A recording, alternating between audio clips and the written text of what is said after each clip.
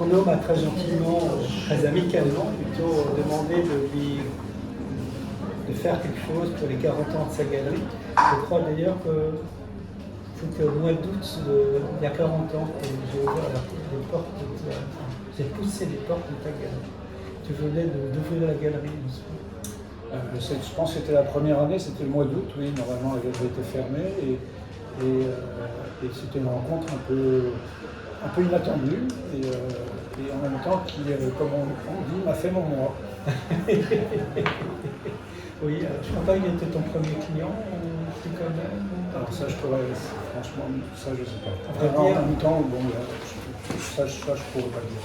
À vrai dire, je cherchais une table en merisier, pied droit, directoire.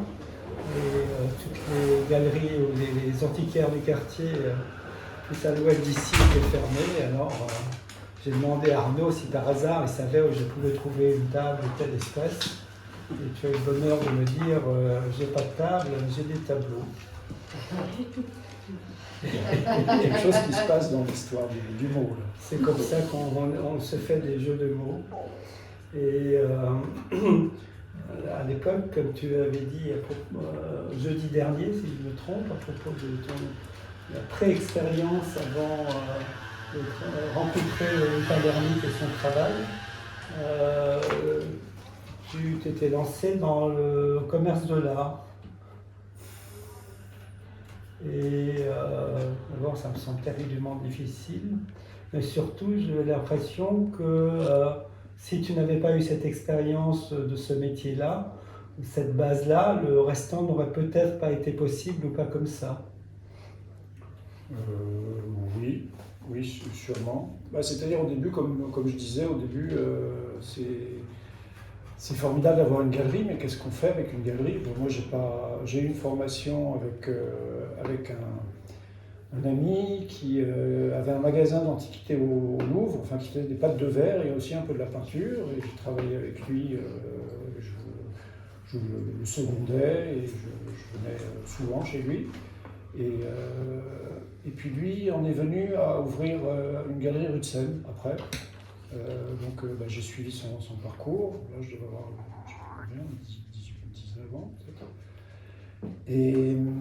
Et puis à un certain moment, un client de sa galerie avec qui il travaillait beaucoup cherchait une personne pour tenir un local, enfin en tout cas s'occuper de sa collection qu'il voulait vendre.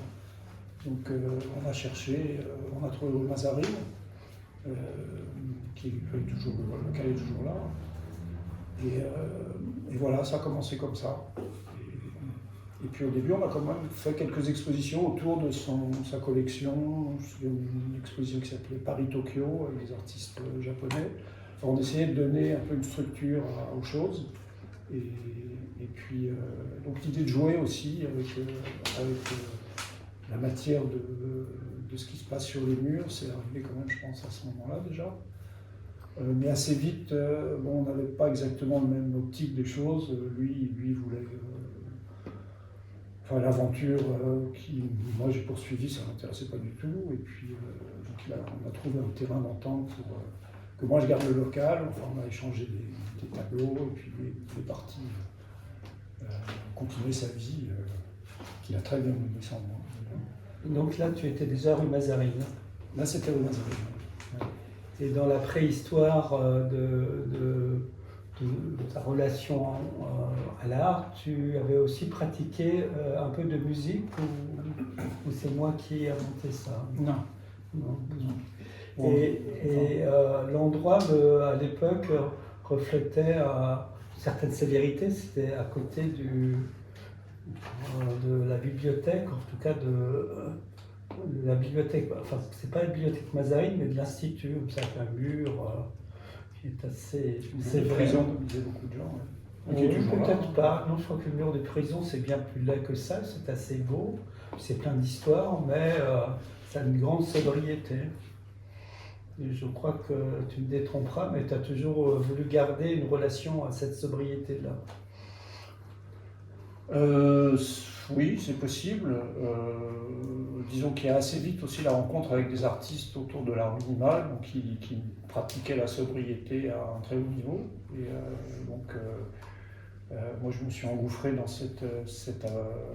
dans ces rencontres et avec beaucoup de plaisir et beaucoup d'enthousiasme. Et puis donc il y a eu un peu de... Enfin, disons que l'art minimal était un art formé, et puis ça, il m'a fallu quand même un certain temps pour me rendre compte que l'histoire était inscrite déjà. Et puis qu'il y avait autre chose aussi. Et donc ça a mis du temps. Ça a mis du temps à venir. Tu as quand même beaucoup aidé le temps, si je me trompe, tu cherchais beaucoup de documentation, tu as énormément discuté et cherché de l'information pour pouvoir vraiment comprendre chacun des artistes. Alors ça, depuis le début, ça c'est vrai que oui, je suis assez curieux et j'aime bien documenter, essayer de savoir. Mais bon, à un certain moment, on ne peut pas aller au-delà de...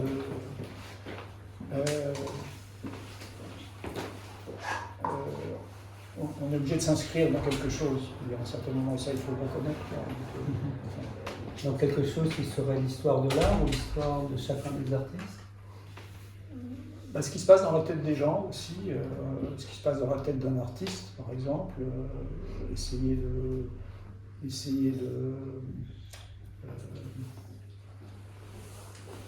comment dire ça, de voir les choses, disons, essayer de voir les choses avec ses yeux dans la mesure du possible. Mais bon, tout ça a l'air un peu très pur, quoi. Je ne sais pas si ça a été aussi c'est pas simple, aussi simple que ça. Pour ça on reviendra sur le côté pas pur et ô combien vital des sanctions. Ça fonctionne ou ça marche pas, mais justement quand tu t'es lancé dans cette galerie à soutenir les artistes qui n'étaient que peu connus à l'époque en France, du moins pour beaucoup des parties des travaux que tu en as montrés, même si d'autres avaient pu être montrés, mais plutôt rarement pour des artistes minimalistes. C'était pas tellement français, ou ça se jouait plutôt ailleurs, ou aussi ici.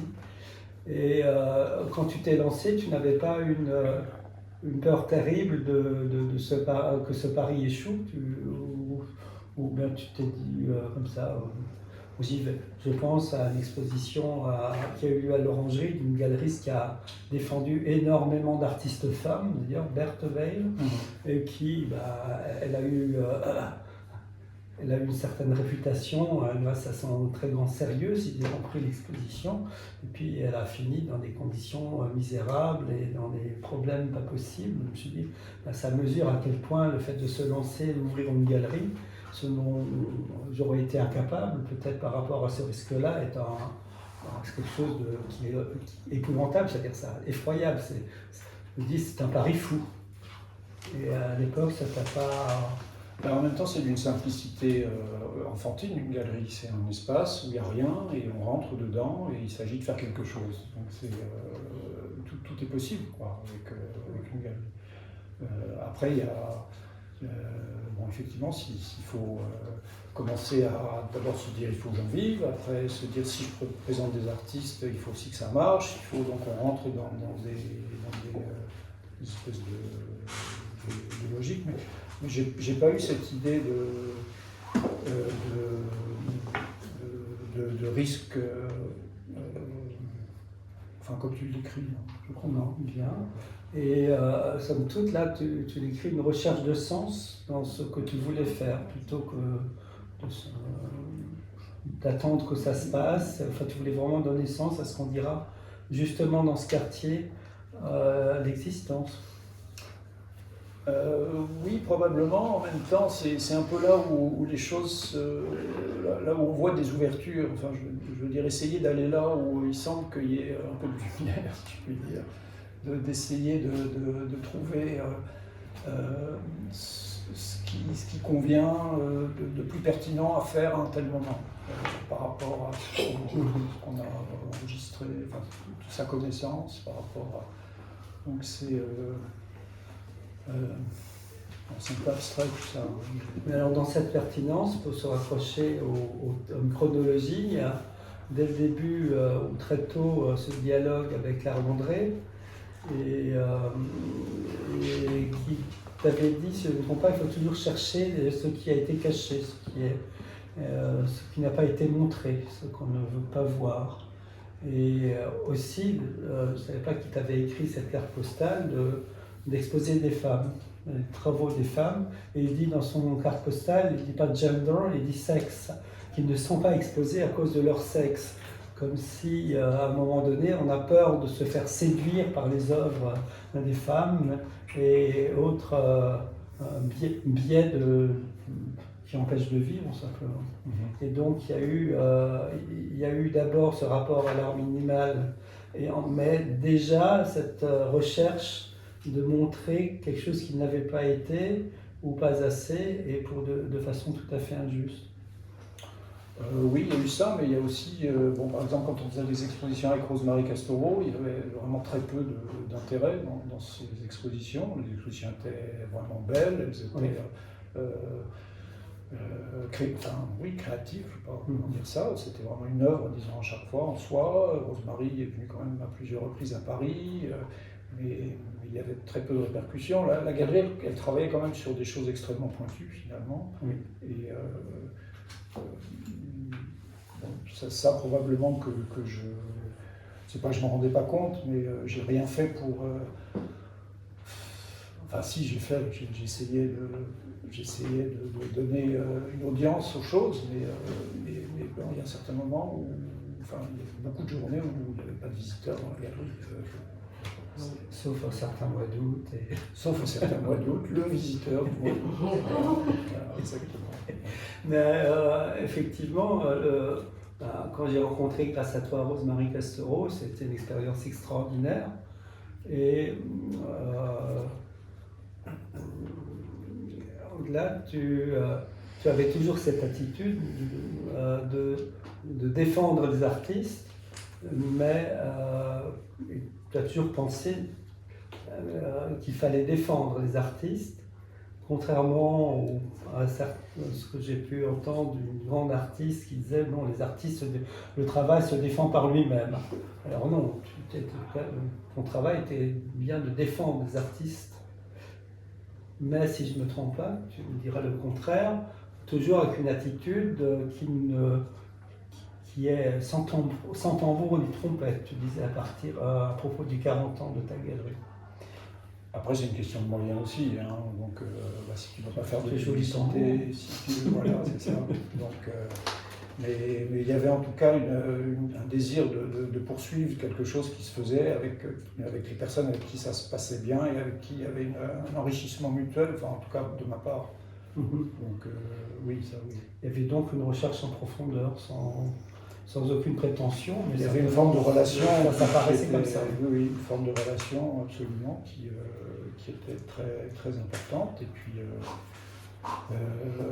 puis qui n'était pas toujours facile non plus parce que les artistes ont aussi une forme d'autorité et ça je m'en suis quand même rendu assez vite compte et parfois il faut se plier à quelque chose et ça c'est pas non plus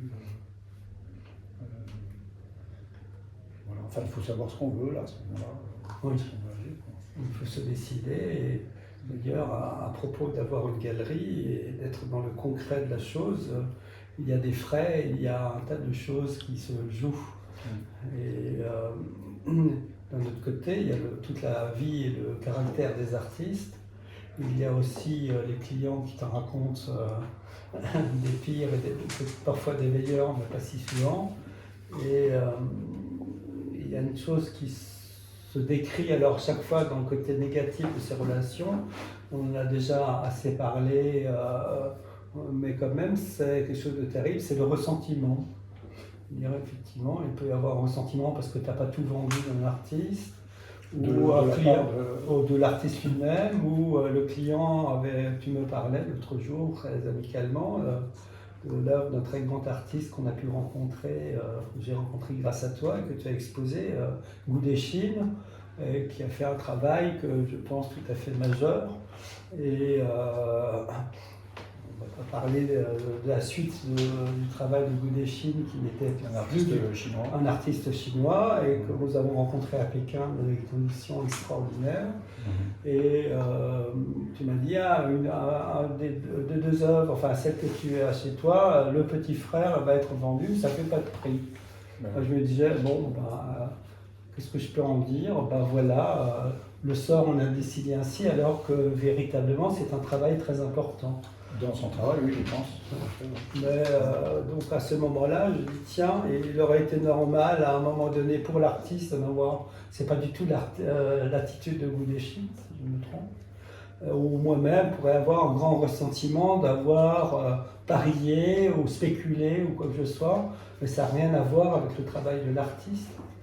C'est-à-dire que ce ressentiment très humain ou trop humain n'a rien à faire avec le travail de l'artiste, comme le prix de l'œuvre n'a pas grand-chose à faire avec le travail et l'inventivité de l'artiste, la créativité si importante. Oui, absolument. Donc toi, dans ton travail de galeriste et ta vie, tu es vraiment confronté à cette difficulté-là.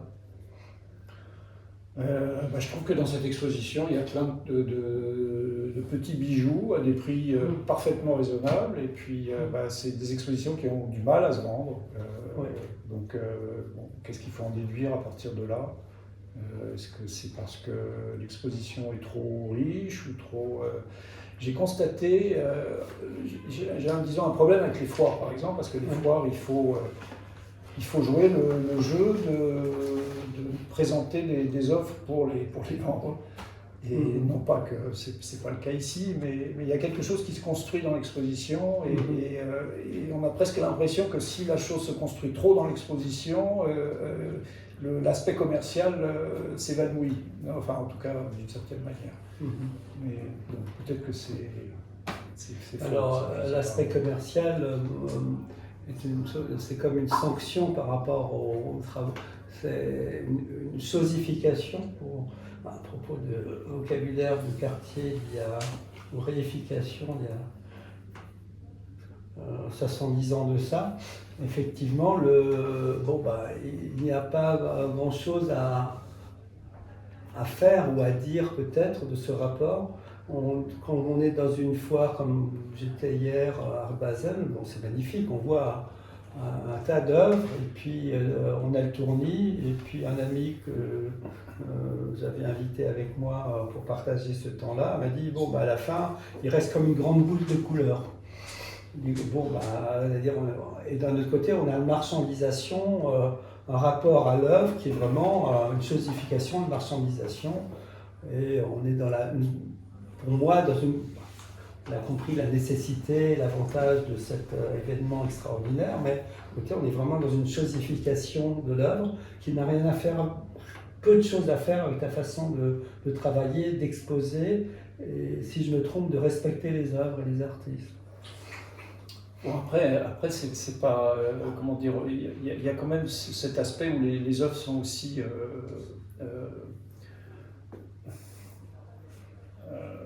elles sont là pour être vendues quand même, malgré tout. Les œuvres, elles sont là pour que l'artiste s'en détache et qu'il accepte, ce qui n'est pas toujours le cas d'ailleurs, que l'œuvre lui désappartienne. Ça, je pense que c'est un cap important, ça, que l'œuvre devienne publique en réalité. Et donc c'est la manière la plus tranchante d'avoir cette désappropriation, que l'œuvre soit à vendre. Mais il y a une étape intermédiaire parce que le public, d'abord, pour moi, ce qui hésite beaucoup à faire la chose, c'est de l'enfermer chez soi. Ah, c'est vrai. Et d'un autre côté, il y a un artiste que vous pouvez rencontrer grâce à toi, que tu as pu exposer une fois, où Claude Ruteau parle de prendre la responsabilité de l'œuvre, on ne sait plus comment il disait ça. De la part du collectionneur. Oui, de la part du preneur en charge. Ça, je me trouvais ça très intelligent, effectivement. Et ça semblait correspondre à ce que j'ai pu trouver dans ton travail de galeriste et moi en tant que preneur de l'œuvre, prendre en charge l'œuvre. Mais le regard public, ensuite, c'est une autre étape et qui existe dans ta galerie, mais pour le futur, c'est encore plus difficile. Oui, oui, oui. Bon, après, on est probablement à une époque où on peut aussi s'interroger sur l'utilité de la galerie aujourd'hui. C'est pour la remplacer par des choses encore pires, non? Si je peux dire pire, à propos du point de départ. Pourquoi vous dites ça? Dans le sens de, est-ce que, par la galerie, parce qu'on se rend compte que, Michel parlait de foires, qu'en réalité les ventes, c'est dans les foires que ça se fait, et c'est très peu sur dans les expositions, peut-être sur Internet aussi. Ou dans les salles de vente. Donc, les choses ne sont pas très claires aujourd'hui de comment il faut faire les choses. Voilà, c'est pas très clair. À propos du ressentiment et du commerce dont est nécessaire pour pouvoir vivre, et pour les artistes aussi, et au-delà du ressentiment, il y a effectivement une histoire qui borne le quartier et toute cette expérience, cette existence, et du visage de la personne qui prend la responsabilité, donc le galeriste qui prend la responsabilité par rapport à l'artiste et par rapport au preneur en charge de l'œuvre. Et il est là en chair et os. Il y a eu d'ailleurs des problèmes avec telle et telle œuvre, et tu m'as dit bon, on va essayer de voir qu'est-ce qu'on peut faire, et ben avec un chatbot ou une autre chose, ce qui est vendu est vendu, et puis voilà, c'est fini. Donc cet idéal de se débarrasser du galeriste, de cet intermédiaire, ouvre la porte sur des choses tout à fait étranges ou désincarnées ou simplement très irresponsabilisées et qui n'ont plus aucun aspect concret dans la relation. Excusez-moi, qu'est-ce que ça veut dire un problème avec une œuvre? Qu'est-ce que vous voulez dire par là? C'est-à-dire, il y a eu une œuvre qui n'allait tout d'un coup. J'ai pris des risques inconsidérés d'installer chez moi une œuvre qui prenait en gros la surface de toute une pièce et je devais déménager. Alors j'ai dit à Arnaud, je suis désolé, l'œuvre ne fonctionne pas. Alors Arnaud m'a dit, on va s'entendre, on va trouver autre chose qui puisse fonctionner chez toi. Voilà. C'était quoi? C'était l'œuvre de Ganatz qui était magnifique. Et puis, bon, j'avais débarrassé ce qui était un salon. Et puis, bon, j'étais prêt à déménager tout court, mais au bout d'un certain temps, l'œuvre ne fonctionnait plus vraiment comme il faut. Et Arnaud était vraiment là. Et j'avais pris l'œuvre en charge et Arnaud m'a aidé à la reprendre en charge, mais différemment, pour éviter que ça soit une catastrophe, peut-être pour moi, pour l'œuvre et le restant. Et ça nécessite véritablement une responsabilité, hein. Ce que d'autres appelleraient un visage. C'est-à-dire que s'il n'y a pas un galeriste concret, un contrat est un contrat, et puis ensuite, bonhomme va voir. Genre, chatbot de la SNCF, vous avez perdu votre manteau. Genre, va voir à Marseille. Enfin, et ça serait vu d'ailleurs, si je me trompe, à une certaine époque, comme un idéal de transparence et de simplicité. Non, mais on va pousser l'analyse ou le dialogue là-dessus. Bon, ceci dit, je pense que les galeries ont vraiment un travail à faire aujourd'hui, mais c'est pas simple de savoir comment et quel travail en réalité non plus. Je pense que j'avais une conversation avec Jean-François Gégère une fois dans sa galerie, c'est la galerie Jeanne Bûcher avant qu'il décède. Et il m'a dit les artistes ont besoin de nous. Oui, c'est ça. Et donc, ça, c'est une phrase qui m'a marqué. Ça. Oui, je pense que quand tu me l'as dit, j'en suis témoin, tu étais vraiment. Tu décrivais ta façon de voir ton travail de galeriste. Il y a quelque chose de simple qui se dit là et qui est concret. Je veux dire, il y a quelque chose qu'on peut saisir. Excusez-moi, c'est le nom NOM ou le nom NOM quand vous dites que tu as besoin du nom? C'est ça que vous avez dit? Là, je suis perdu là. Non. Les artistes, les galeries. Les artistes ont besoin de nous. Et ce n'est pas une blague de mauvais goût. C'était une conversation avec un galeriste. Donc, oui. Et voilà. Après, il y a un certain nombre d'artistes ici. Peut-être que vous avez des choses à dire aussi. Je n'ai pas bien compris, Arnaud. Vous pensez que le temps des galeries est terminé? Non, je ne dis pas que le temps des galeries est terminé, mais il y a beaucoup de strates, j'ai l'impression, de mondes différents dans le monde même des galeries. Oui, ça c'est la vie, ça. Je veux dire, c'est pas nouveau. Bah, je ne sais pas si c'est pas nouveau, qu'il y ait de telles... on a l'impression de certaines galeries qui sont des véritables multinationales et qui... probablement qu'ils doivent travailler d'une certaine manière et on ne peut pas s'inscrire, enfin on ne peut pas rentrer en compétition avec ça, c'est pas possible. On peut pas, Oui, mais je sais pas. mais Je sais pas si... en tant qu'amateur d'art. Oui. J'aurais jamais découvert Judith Nelson sans vous. Oui, oui. Et donc, comment il s'appelle là? Robert Huot. Oui, oui, oui, mais c'est... Donc, le rôle de galeriste est fondamental. Oui, oui, mais je le pense aussi, mais je pense qu'il faut, d'une certaine façon, le redéfinir. C'est pas une chose... alors peut-être qu'il faudrait que je dise ce que je pense qu'il faut faire avec la galerie, mais je me piège moi-même. C'était ma dernière question. C'était la dernière question. Avant que... En tout cas, je pense que chaque exposition porte quelque chose, et le galeriste aussi bien que l'artiste. Donc il faut essayer de trouver cette espèce de mouvement comme ça.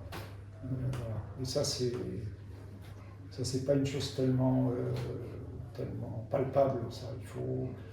Il faut que l'exposition parle, si l'on peut dire, ou qu'elle dise quelque chose avant d'avoir eu lieu.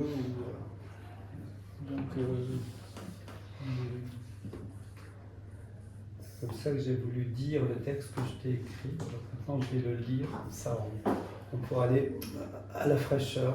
40 ans, galérien, galeriste. Une résonance paranomase, pas parano, fort, PH, fort, un écho, Atlas, Théophore,